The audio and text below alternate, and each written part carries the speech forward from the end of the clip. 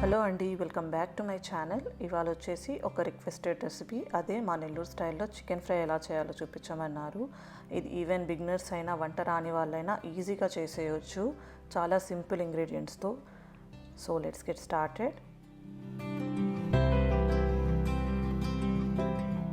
ముందుగా 1 kg chicken తీసుకొని clean చేసి పెట్టుకోండి. ఇప్పుడు అందులో 1 టీ స్పూన్ లేదా 1.5 టీ స్పూన్ కారం వేసుకోండి రుచికి తగినంత. అలాగే 2 టీ స్పూన్ల ధనియాల పొడి, 1/2 టీ స్పూన్ పసుపు, 1 టీ స్పూన్ లేదా రుచికి తగినంత సాల్ట్, 1 టేబుల్ స్పూన్ అల్లం వెల్లుల్లి పేస్ట్, అలాగే 1/2 కప్పు పెరుగు వేసుకోండి, అంటే 125 గ్రాముల పెరుగు. 2 మీడియం సైజ్ ఉల్లిపాయలు కట్ చేసి వేసుకోండి, అలాగే 2 మీడియం సైజ్ టమాటాలు వేసుకోవాలి. వీటిని బాగా మిక్స్ చేసుకోండి, అంతా ముక్కలకంతా ఈ మసాలా అంతా పట్టేటట్టు బాగా మిక్స్ చేసుకోండి.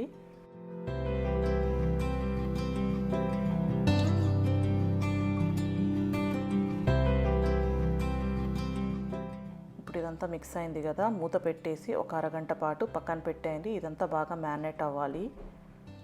ఇప్పుడు అరగంట అయిపోయింది. ఇప్పుడు ఇది స్టవ్ మీద పెట్టి మూత పెట్టి అలాగే ఉడికించండి. దాంట్లోనే వాటర్ అంతా ఊరుతుంది, మనం ఏం నీళ్ళు వేయనవసరం లేదు. చూసారా, ఇలా బాగా నీళ్ళు ఊరుతాయి. ఆ నీళ్ళంతా బాగా ఇంకిపోయే వరకు ఉడికించుకోండి, మధ్య మధ్యలో కలుపుతూ ఉండాలి.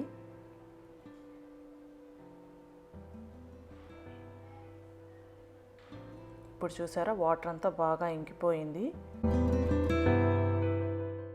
ఇప్పుడు స్టవ్ ఆఫ్ చేసేయండి. ఇప్పుడు ఒక బాణాలు తీసుకొని అందులో ఒక 6 టేబుల్ స్పూన్ల నూనె వేసుకోండి. 5 నుంచి 6 టేబుల్ స్పూన్ల ఆయిల్ వేసుకోవాలి. నూనె వేడెక్కిన తర్వాత ఈ చికెన్ పీసెస్ని వాటిలో వేయాలి. దీన్ని బాగా ఒక 2 నిమిషాల పాటు ఫ్రై చేసుకోండి.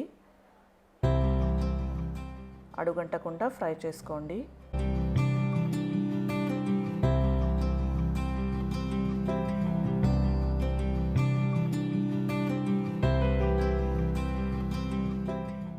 ఇప్పుడు ఇందులో 1 టీ స్పూన్ మిరియాల పొడి వేసుకోండి, అలాగే ఒక 1/2 టీ స్పూను గరం మసాలా వేసుకోండి.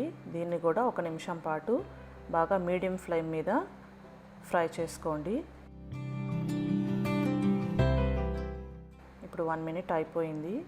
ఇప్పుడు ఇందులో ఒక 3 రెమ్మల కరివేపాకు, ఒక పావు కప్పు సన్నగా తరిగిన కొత్తిమీర, 2 పచ్చిమిర్చి మధ్యలోకి చీల్చి వేసుకోండి. ఇప్పుడు దీన్ని కూడా 1 నుంచి 2 నిమిషాల పాటు ఫ్రై చేసుకొని స్టవ్ ఆఫ్ చేసేయండి. అండ్ అంతేనండి, ఎంతో టేస్టీగా ఉండే మన చికెన్ ఫ్రై రెడీ అయిపోయింది. అండ్ ఇది పప్పుతో కానీ రసంతో కానీ అంటే బిర్యానీ సైడ్ డిష్లో కానీ చాలా బాగుంటుంది.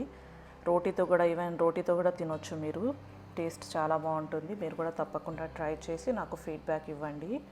అండ్ నా రెసిపీస్ కనుక మీకు నచ్చితే నా ఛానల్కి సబ్స్క్రైబ్ చేయండి, లైక్ చేయండి, అండ్ మీ ఫ్రెండ్స్తో పాటు షేర్ చేయండి.